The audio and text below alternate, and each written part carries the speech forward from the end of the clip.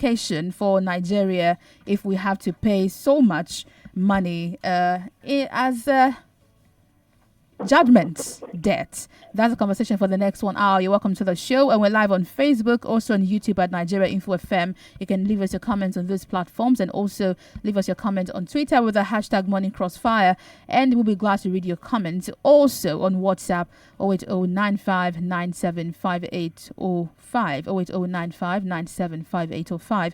You're welcome to the show again. I am Wemimo Adewuni.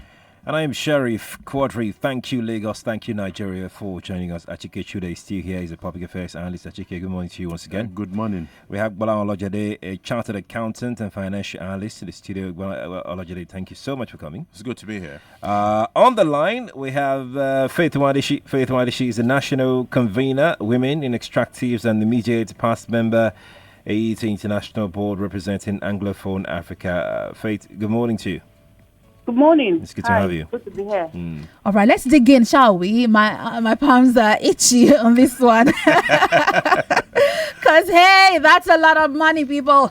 $9.6 billion battle between the federal government and PNID. And, of course, civil society organizations, some civil society organizations protested about last week on this issue and asked that the case be looked into. News reports reveal that a British court ruled that an engineering and project management company, Process and Industrial Developments Limited, which we'll summarize as PNID, has a right to seize $9.6 billion of Nigeria's assets. The ruling was delivered on Friday, 16th of August 2019, by Justice Butcher, boarded on a 2010 contract which Nigeria signed with PNID with the intent that PNID would build a state-of-the-art gas processing plant to refine natural gas, which is called wet gas, and transform this into lean gas. And then Nigeria would receive the lean gas free of charge to power the national electric grid. Now, also, the agreement states that the lucrative natural gas liquid byproducts, that's propane, ethane, and butane of this processing, will then be sold by PNID in the international market, from where they would get their profits, because they'll be working for Nigeria practically for free, while also ferry the gas to them for free. And their profit is expected to be in billions of dollars.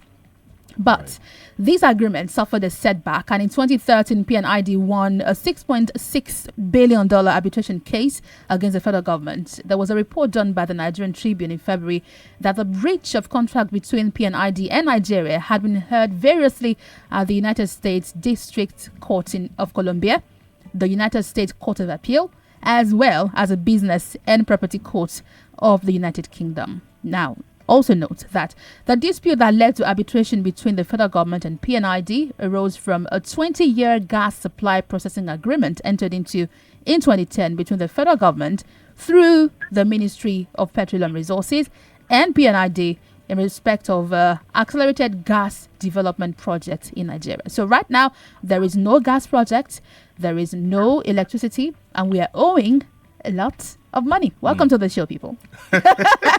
Welcome to the show. Let me start with Mrs. Faith Lynn. I've just done a summary of what this case is about, but let's go to the beginning. So electricity is one of our biggest challenges in Nigeria, and it looks like the intent for this contract was a nice one. It was to power the grid so Nigerians could have, we could have electricity. About 2,000 megawatts. Just 2,000. Not impressive. I thought it was more. But I mean, it sounded like a good thing. But you studied this case. Tell us what you know about the initial contract. And do you think that Nigeria should have gone into that contract from the beginning? Thank you very much. The contract actually shouldn't have happened because we have a procurement law, 2007, that contract process didn't. Okay. Number two. Could you come again on that line? We lost your line for a moment there. Sorry. I said we have a procurement law that sets out procedures for procurement of that kind of business. Mm-hmm. But this particular contract didn't follow the procurement procedures that we have outlined in our Procurement Act 2007. That's number one. So in the first place, the contract shouldn't have happened. The second thing is that the company is not a well-known company in the oil and gas industry, registered in 2006, and had done a lot of other businesses that were not known until this particular one that came up. Recall that in 2014, Nigeria signed on to the end of routine gas flaring bill. I mean, the routine gas flaring initiative of the World Bank and United Nations. But before then, we had set different dates, deadlines to end gas flaring.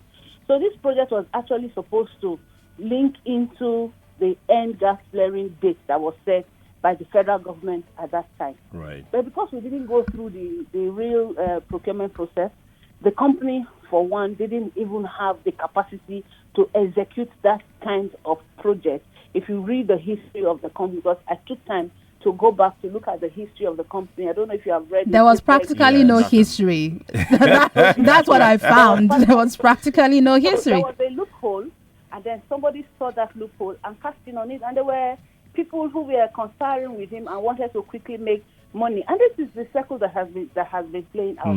So now we have this is playing out because it is the same thing that happens with most of the contracts that we sign with multinationals. Right. We don't sit down to study the conditions. We don't know what it is.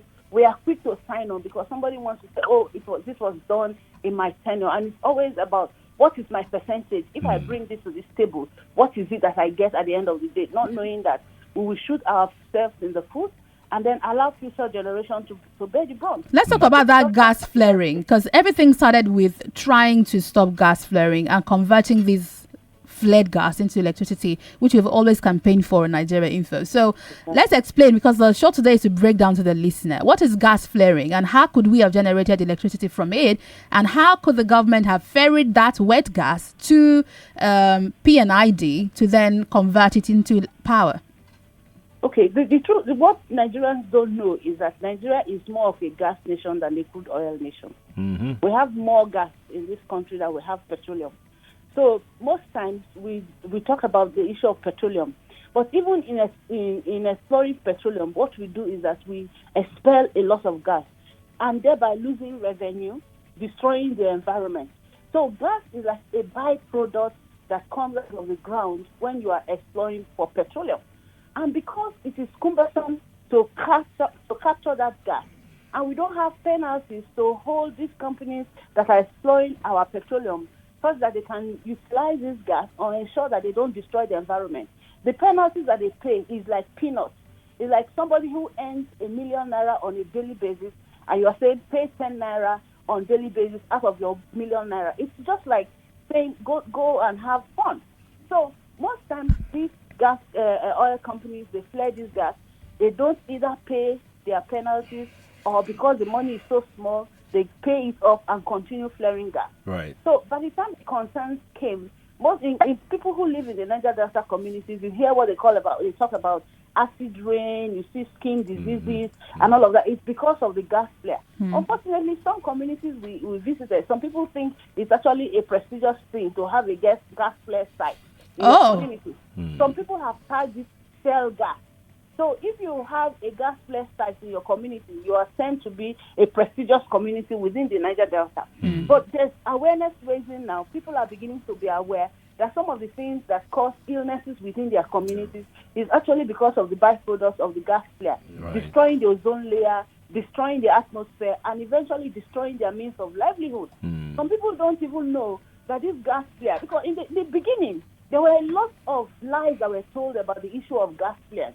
People were told that they were natural furnace. So women who fish around that place saw that as a drying pot, as a natural oven, where they take their fish to dry and then come on to sell.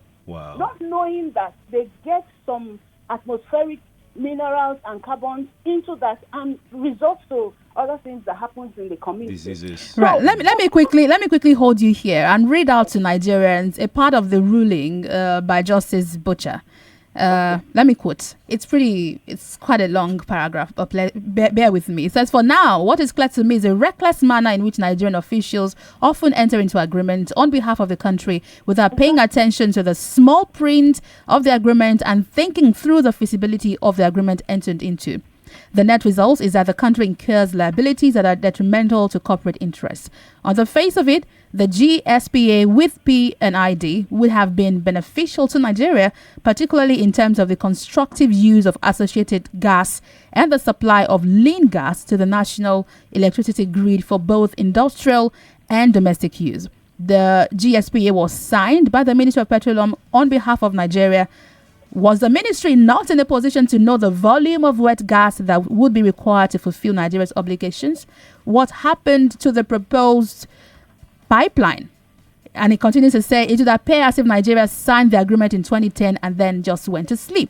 When international contracts are involved and we breach the terms of agreement, we end up projecting the country as an unfit and risky destination for investment. Here is where Bolao comes in. $9.6 billion. Yeah, that's close to 3 trillion naira at the official rate. If you use 360, you're talking of close to maybe 3.5, 3.6 trillion naira. So it's crazy. It's a crazy amount, and it also shows a high level of irresponsibility because when you look at this case, it should be a plain vanilla open and short situation. If we had done what we're supposed to do when the case was in court or in arbitration for that matter, P&ID will go down as probably one of the biggest scams to hit a nation. Let's look at this contract. This guy is talking about what were his claims? 20 years projected profit. If this project has happened, this is how much I will have made over 20 years, and I want to collect it. No. That is one. Yeah. Number two, he said, I've invested $40 million in this transaction. Where is it? In doing what? For building what? There isn't a gas plant. Two things. There has to either be a gas infrastructure on ground. If you bring $40 million to Nigeria, CBN, you need a certificate of capital importation. So CBN will have a record. CBN says, I don't have a record of any $40 million anywhere brought in by this organization. There is no gas infrastructure on ground in the name of this organization. I think it got even more weird when TY now said, even the so-called 40 million this man is referring to was my money. I invested 40 million. He was my consultant. So this man essentially, or this company essentially did not spend a dime of his own money. But he's becoming entitled to 9.6 The problem is, when the case was in court, where were we? The government of Nigeria didn't state all of this. They didn't even appear in court. They did not even appear in court. I think they had a lawyer who most of the time did not have all the information he needs to work with. Why didn't he have information? That's what I'm saying. Why would you have a lawyer who we messed up this case? It should have been an open and shut thing. No complication whatsoever. Somebody did not invest a dime in this country, and the Nigerian people are being asked to come and pay $9.6 billion. Very quickly, let me come to you. So we're dealing with we dealt with a company, P&ID, that was registered in the British Virgin Islands. British Virgin Islands is a British overseas territory, which is a tax haven used by shell companies. And I'm not talking about Shell as in IOC. They are called shell companies because people can go there. Companies, individuals, politicians can go there just to register a company on paper because it's a tax haven. And they can have billions and billions and billions of dollars in accounts there. They don't get to pay tax. They only get to pay a license renewal fees, which means that whatever name or company that you put there, you as a country, you should be wary in dealing with them.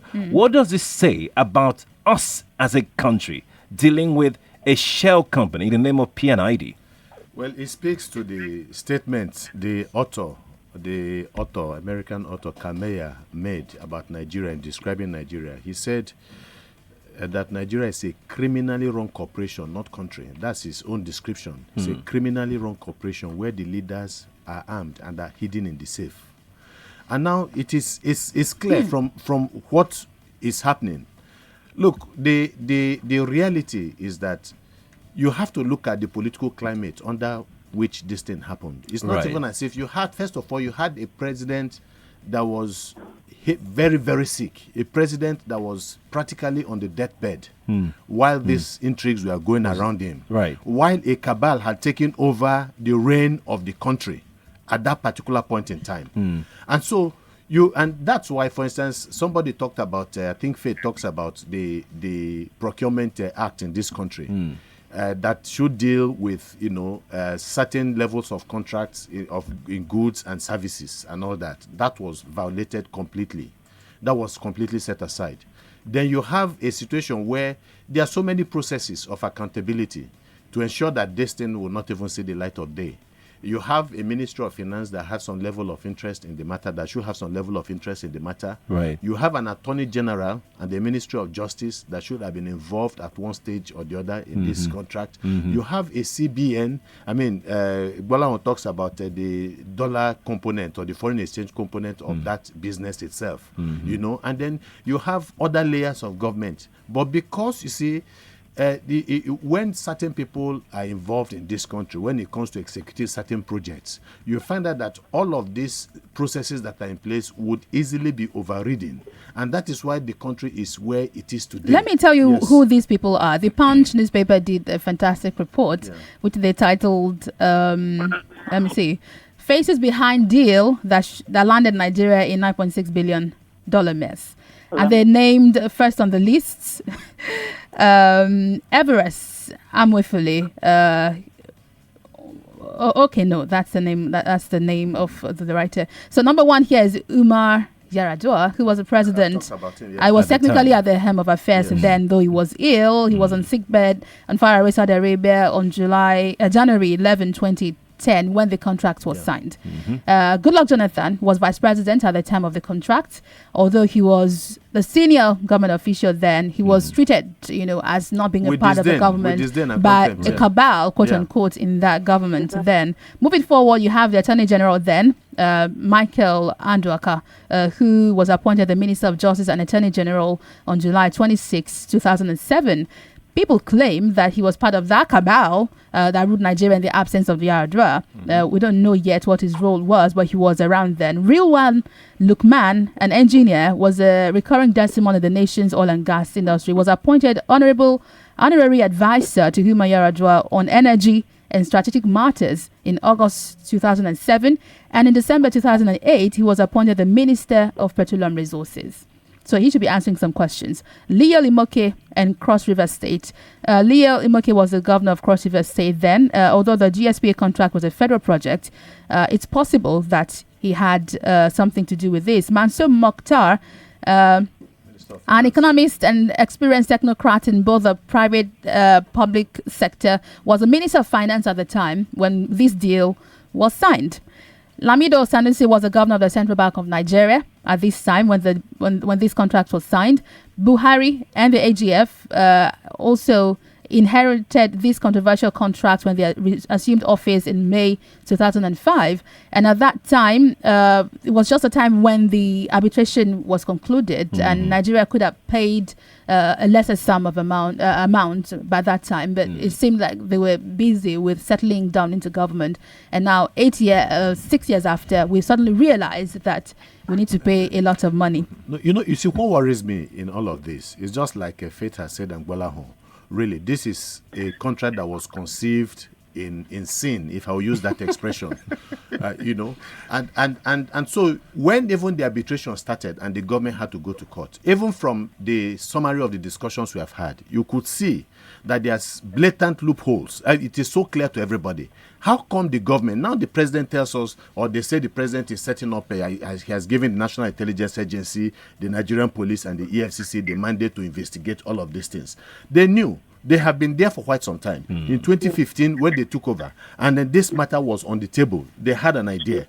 Now they ignored it. So how come this investigation did not start all this while? So that when the court of arbitration was sitting, they would bring this very blatant matter, this attempt to rob this country, blindly. Do you think it's too late now, since there's a judgment? Is it not too late to begin to? I mean, you had evidence. You didn't present the evidence in court. After judgment, we now bring out our evidence. Are we not late to the party? I think we should have some recourse to some other medium or platform where we can present our case. See, even referring to P&ID as a foreign company, it was incorporated in the Virgin Islands. Right. But Queen himself, the man, had been in Nigeria for like 3 decades. He's qualified to be.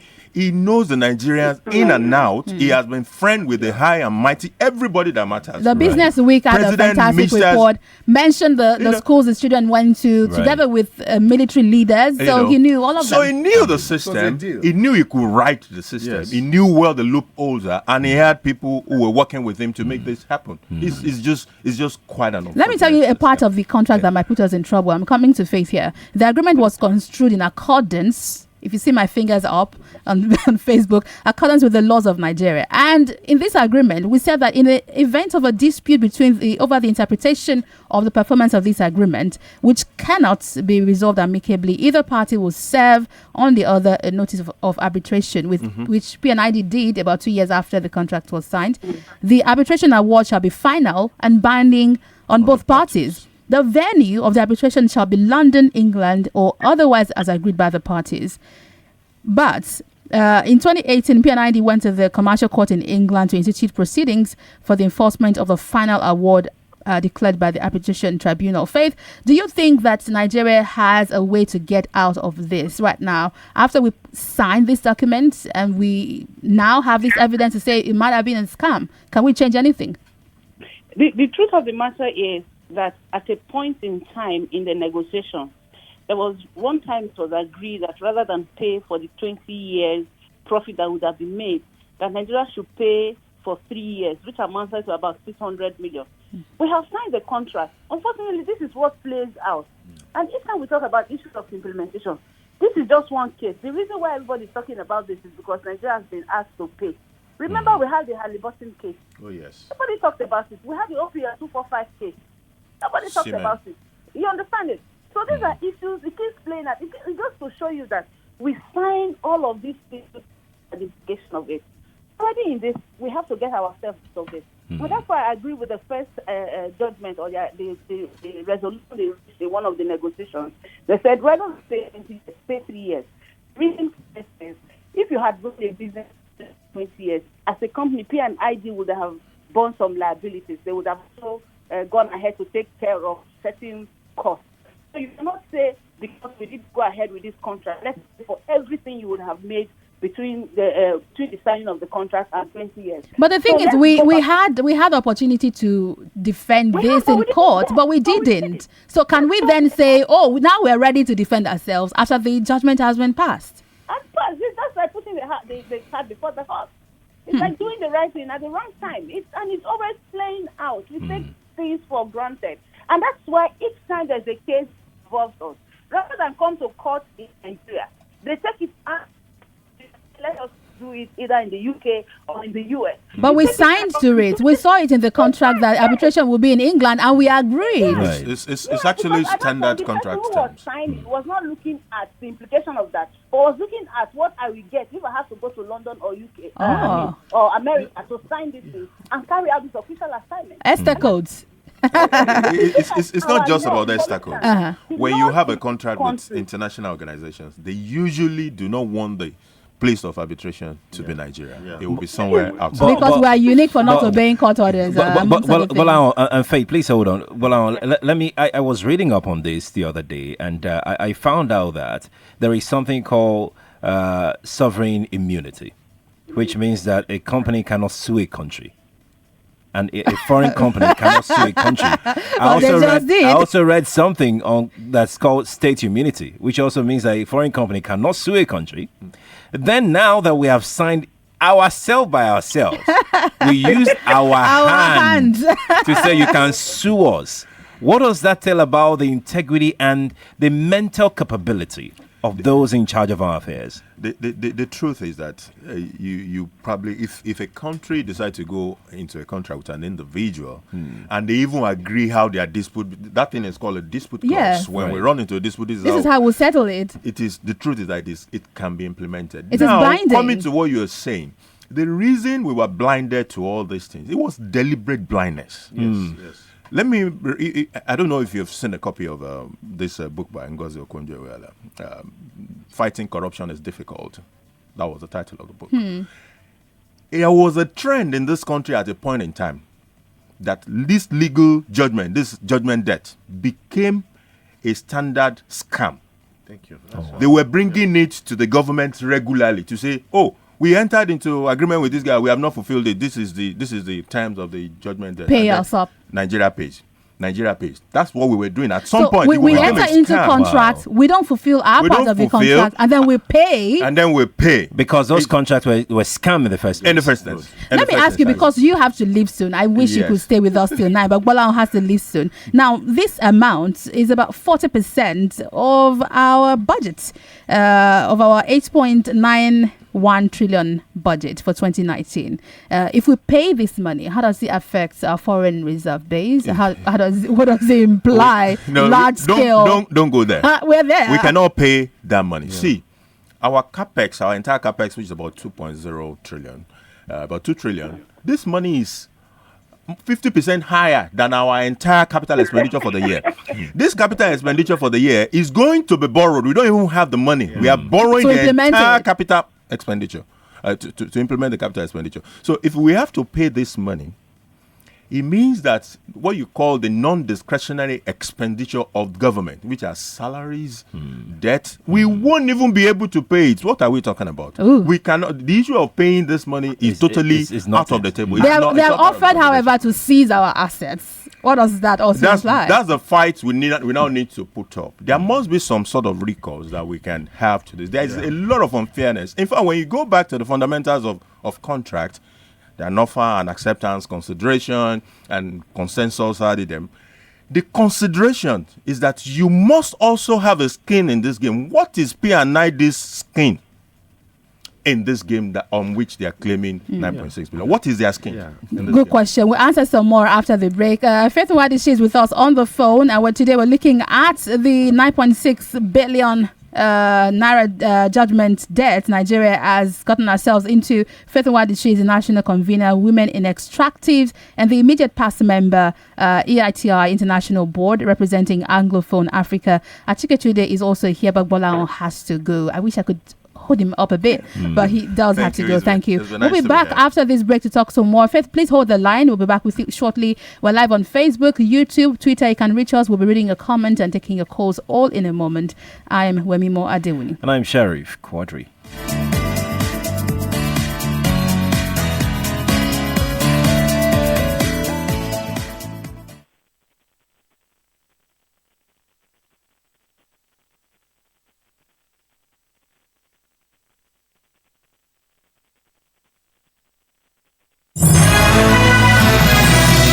Talk, news, and sports after this.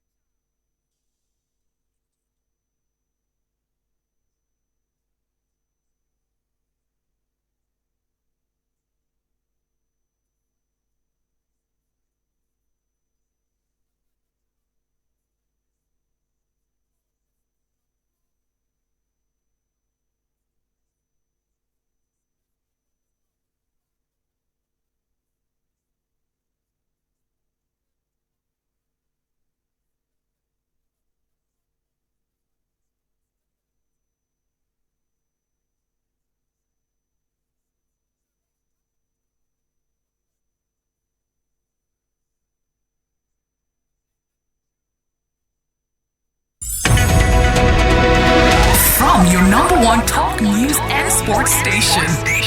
This is the Morning Crossfire with Wemimo and Sheriff.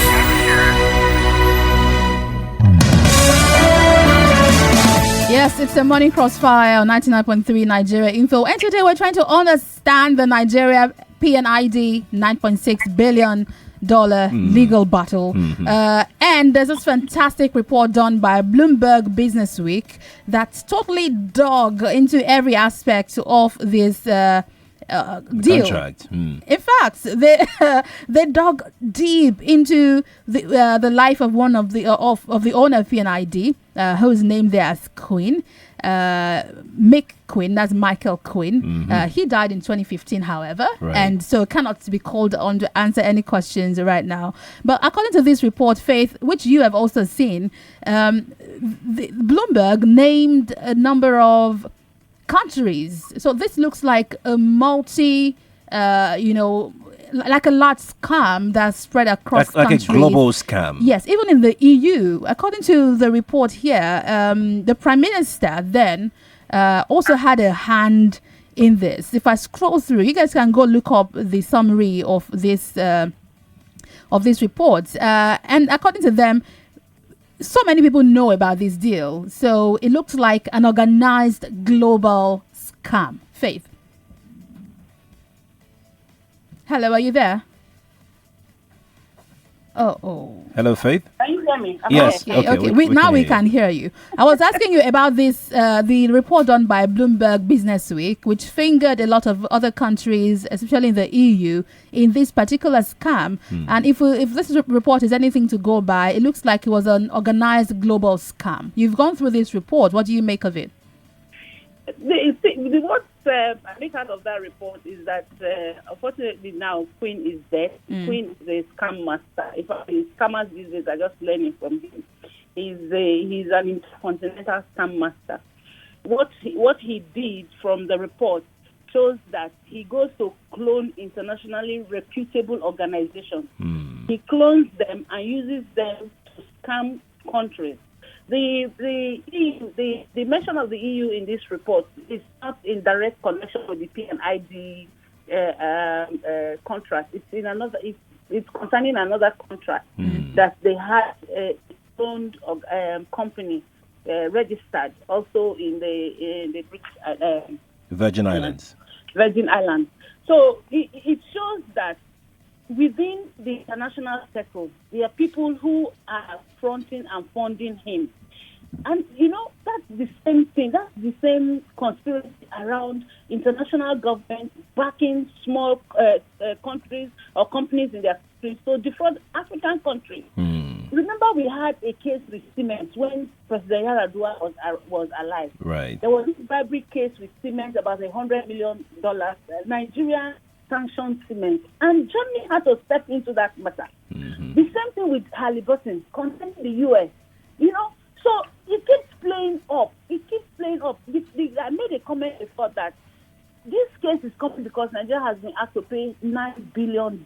Right. If we are not asked to pay $9 billion, nobody will talk about it. The government will not begin to set up the committees that they're setting up, will not begin to say they want to do negotiations that they would have done years back. So this will now make us put our records straight.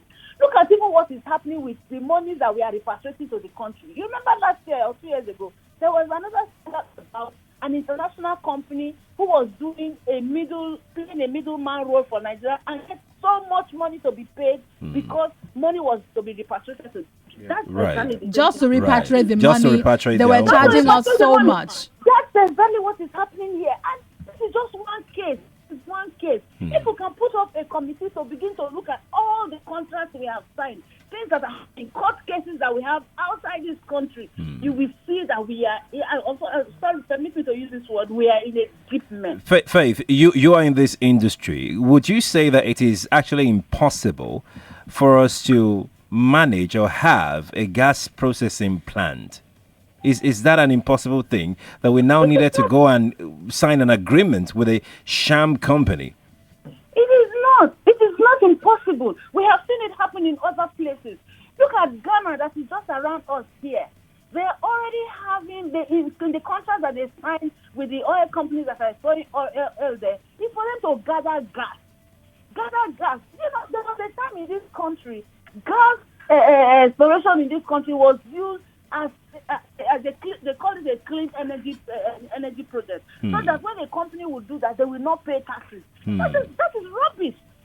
Norway severally had proposed to Nigeria to say, we have this technology, we can do this.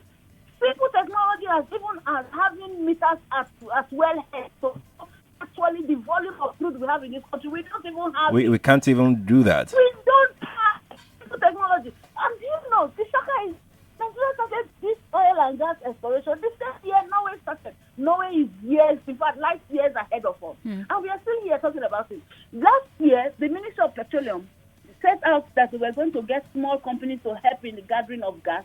Just a few months ago, I think they did a call for expression of interest for small companies. And again, who are these companies that are bringing? Foreign companies. They are bringing foreign companies to gather our gas, utilize our gas from already existing plants. When part of what we have signed in some of the contracts we have signed with these people is to ensure that they gather gas. But they say that gathering of gas is too expensive. It's cheaper to flare. And that is why they flare gas in Nigeria. Right. Now, that gas that we flare in Nigeria could help us show up some of these monies that we are going out to borrow from other countries to run our economy. The technology is there. The technology is something we can use. Our Ministry of Science and Technology, Ministry of Petroleum, put our heads together and get something that works for us. But instead, because somebody gets paid, somebody is benefiting from it, nobody wants to do the right thing.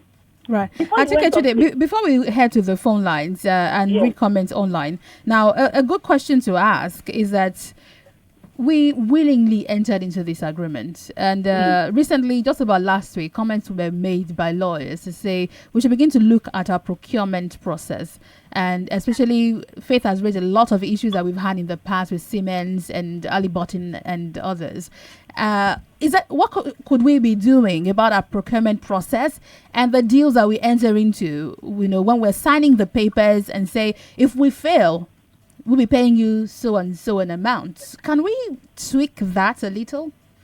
Let me 1 minute, Faith. Let me correct something. We did not willingly enter into this contract. How so? Some people willingly entered into this contract on our behalf. Then it becomes They are supposed to be acting in the best interest of Nigeria, in the best interest of the Nigerian people. They are not doing that. But they're there on our behalf. So if they do it, they have done it. So we have done it. No, so I agree. No, ultimately, it's about us, and that's why we must have a way of holding them accountable for the positions they take while they are in government, serving our interests. Ultimately, power belongs to the people. And so the complacency and passivity and docility of the Nigerian people over the years have produced a group of mercenaries who are preying on the resources of this country at will, and then impoverishing the rest of us. That is what is going on. Now, you see, again, that's what we have always said, that there's always a difference between, having the very best policies and being able to implement these policies. Right. The procurement law, the fiscal responsibility bill, act are wonderful when you read them. And when you read them, you just have the impression that, look, our system of governance is locked tight, and that you cannot have this kind of monumental fraud that you're having because they look so good on paper. Right. You understand? But the reality is just like the laws themselves are good, but the laws must be implemented by human beings. That's right. And so when you have a situation where, for instance, you talk about the Freedom of Information Bill, and people think that it's never enough to come up with the best laws in this country. Right. It's never enough to have the best constitution in Nigeria. For those, for instance, who are questioning, the efficacy of the Nigerian constitution, it is not enough. You can just have a group of people go there, produce the best constitution, and then the people are not willing to watch over their democracy. You're going to have this breakdown, this madness that is going on in the system. You understand? And again, so I agree that there must be. It's not about the laws that in the country. It is about the fact that the culture of impunity stems from the fact that they know that they will do certain things, and even if we, the Nigerian people, know about it, we can do nothing about it. Achike, who are the they? We have the executive and we have the lawmakers who are supposed to check what the executive is doing. Yes. Now, this contract, the Siemens, Halliburton, and many more that are yet to come. We have one that is even about to hit us now. now. I agree. Yeah. So who is to check Yes. what the executive signs? Yes. Who is to check all of these things? In a way, I think we have even discussed some of these things here. Look, the government is about the people. First of all, if you look at even the concept of democracy, the people, government of people, for the people, by the people, and all of that, but it goes beyond that. And that's why somebody said that the price we have to pay for democracy is eternal vigilance. And I tell you, we discussed about the three arms of government, and then we talked about the fourth estate of the realm, which is the media. which is the media, which has a constitutional provision because their role is critical. But we also talked about the fact that even the same political elites have also realized the importance of the media and have moved in droves into the media to control the narrative that we're getting in this country. But above all of this, the three arms of government, the media, are the people. And they are supposed to be the bulwark, if I put it this way, of our democracy, ultimately about, at the end of the day. Because the people are at the receiving end of bad, a bad democracy, a bad political system. But they are also the greatest beneficiaries of a good political system when it is working. Right. And so it is, the fact that the people themselves, for whatever reason, again, the poverty, all of these things also induced by the political class. The poverty, the ignorance, the illiteracy, the ethnic divisions in this country, the identity politics that are played, all of these things are also a scam to keep the people permanently divided and never asking the right questions. Because ultimately, when the chips are down, these people know, and those in government, because we want to know who the people are. Right. The people at all levels of government in this country, local government level, state government, federal level, they have a way of coming together and putting aside all their religious and tribal differences and all of that and conspiring again to do us in. And this is what has been going on. This is essentially is what is responsible for this scam, that is going on. But and I think again, it is enough. It's not just this thing is so monumental, this fraud that is going on, for Nigerians to hit the streets, to begin to demand for answers. And this is where, but we have not seen that. People are just sitting down on Facebook and the rest, the normal thing, and they are all making complaints and the rest, forgetting to watch over their democracy. If you missed out on what this deal is about, let me run you through it again quickly before we head to the phones. Under the agreement that we enter into, Nigeria was to supply natural gas, also called wet gas, at no cost to PNID via a government pipeline to the... Go on, just go on. Oh, goodness. That got me. We were meant to do that at no cost to PNID through a government pipeline. We're supposed to take this wet gas to the site of PNID's production facility, which does not exist. Nigeria was meant to construct and operate, PNID rather, was required to construct and operate the facility, process the wet gas, return the gas to Nigeria in form of lean gas, which should then be used for power generation. And they should do this also at no cost to Nigeria. What should be the gain for PNID? They were meant to take other derivatives stripped from the wet gas. This is what they would sell to make their own profit. And this agreement had a tenure of 20 years from the date of the first supply of wet gas. Now, in the clause 20 of the Gas Supply and Process Agreement, which you've decided to call GSPA, the agreement was construed in accordance with the laws of Nigeria. If there was any dispute over the interpretation or performance of the agreement, which could not be resolved amicably, either party could serve a notice of arbitration, which PNID did. The arbitration award shall be final and binding upon both parties. The venue of the arbitration shall be London, England, or otherwise as agreed by the parties. After the arbitration rose up 2 years later, PNID got an award from the arbitration process, which Nigeria failed to pay. And now they're asking us that the money, they must calculate the interest 7% annual interest over these amount of money. Let's go to the phones. We've been speaking with Faith Nwadishi, who's on the line. Achike Chude is here. Bola Olajede also for the first half of the show told us about the economic impact of paying up this amount of money. Here are the numbers. You can join us now. Call us on 01-277-0993, 01-277-1993, 01-277-2993, and 01-277-3993. This is Nigeria Info. We are listening.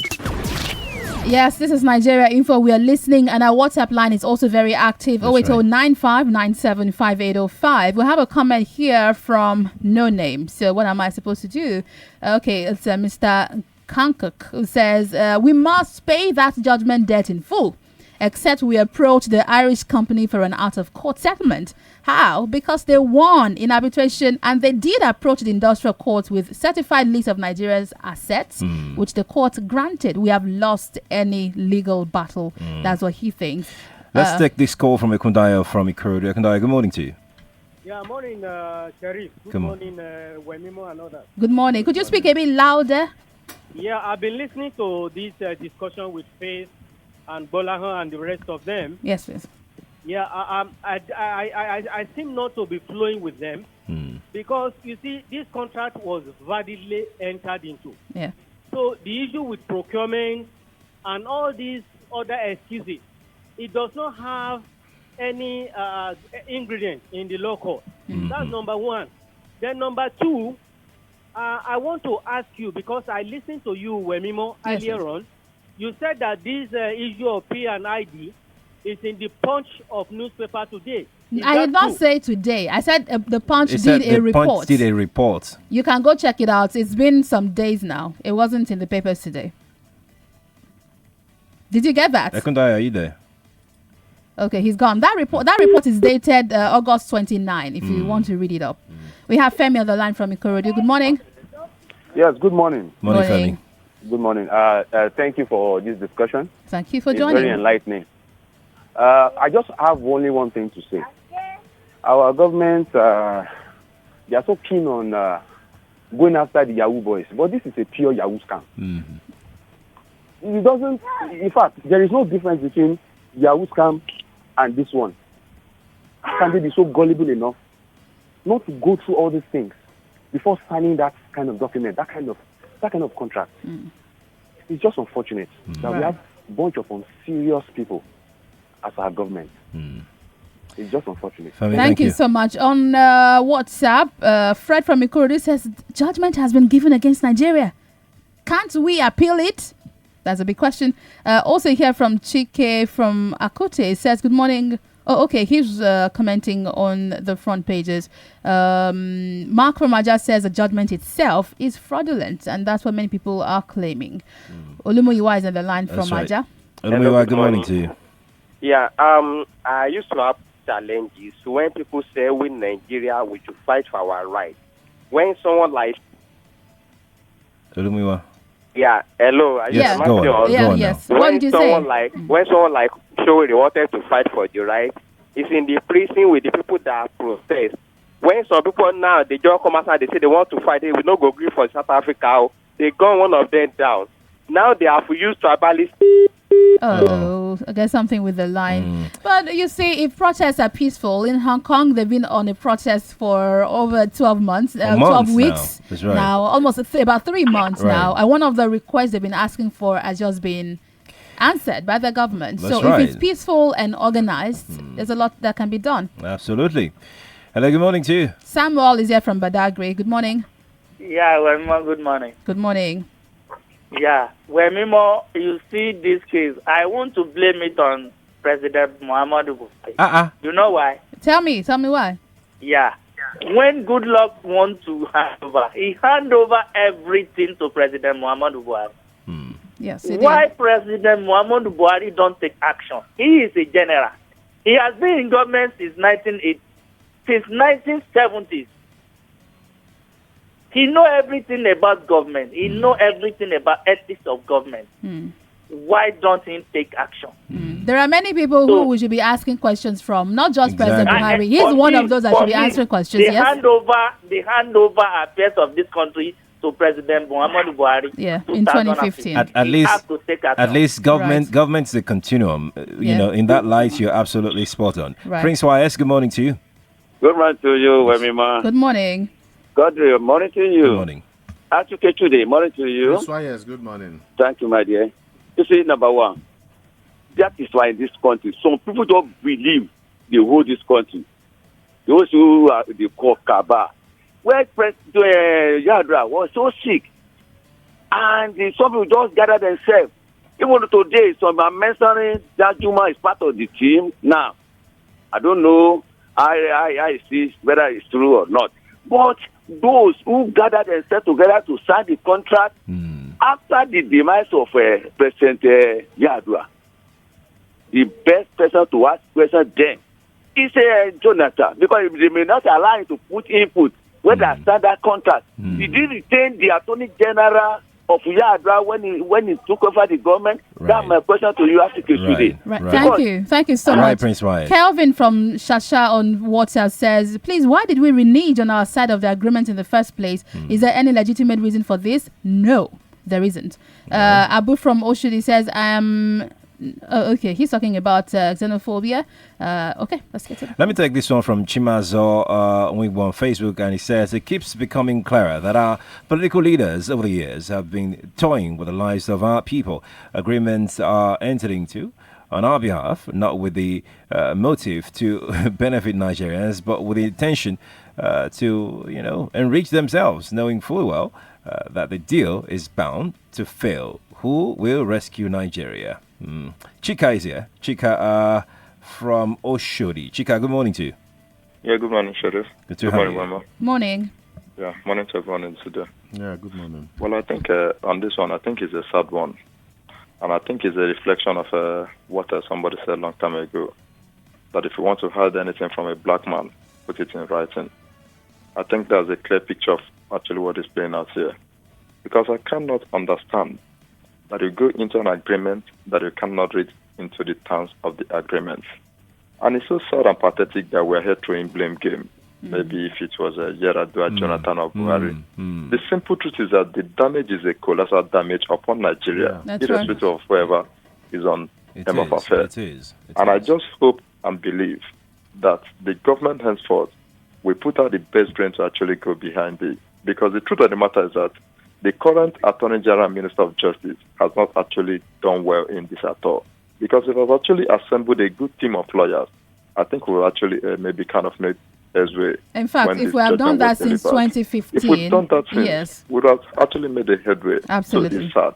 Absolutely. Thank you so much. On WhatsApp, Bioye from Yaba says, as long as the politicians representing us are greedy and selfish, things like this would not stop. A contract that should have been a win-win deal. Whoever signs deals like this should be jailed or their assets sold to offset the bill. Oh, those in favor say hi. Let's take this one from Christopher is here from Sulere. Christopher, good morning to you. I'm in favor. Hi. Wemimo, the action lady. Good morning. All protocol observed. No time. Welcome. No time, yes. I want to thank my sister, Faith Nwadeshe, right? Yes. That's right. You mentioned something about gas flaring. My ambassador, Ambassador Chike Chude. Yeah. You are familiar with Delta State. Yeah. I'm from Ndokwa East in Delta State. We have the biggest gas plant. I've had this before. So it's cheaper for them to flare gas. Go and see what my people are going through in the aftermath of that gas flaring. That's right. Anybody from that community called Benekuku, if he comes out of that village, you will notice them. So this person is from Benekuku because of that gas flaring. So it's cheaper for them at the detriment of Nigerians. Thank you very much, Thank you. Thank you so much. And on this note, we must wrap up the conversation. However, continues on our social media handles, Nigeria Info FM on Facebook, YouTube, and Twitter, where we have a lot of talk going on. Make sure your notification is on. That's the only way you get to know every time we're live. Big thanks to Bola Onlojade in absentia. He had to leave, but make very great point here on the show. Also, Faith Nwadishi, the national convener, Women in Extractives, and an immediate past member, EITI International Board representing Anglophone Africa. Thank you so much for joining the show. Thank you. Achike Chude, as always, has been here. Thank you. And we'll miss you for a while. He'll be away for a little while. Yeah. We'll tell you more later. Big thanks to Zainab Yakin, also to Yvonne Ohafor and Tosin Akinrede for assisting on the show today. I'm on social media as Wemimo Sports, where the conversation certainly would continue. That's right. I'm Sheriff Quadry. You can follow me on social media at Sheriff Quadry. We'll see you again tomorrow morning. Money, Business and Economy with Tunji Andrews will be coming up right after the news.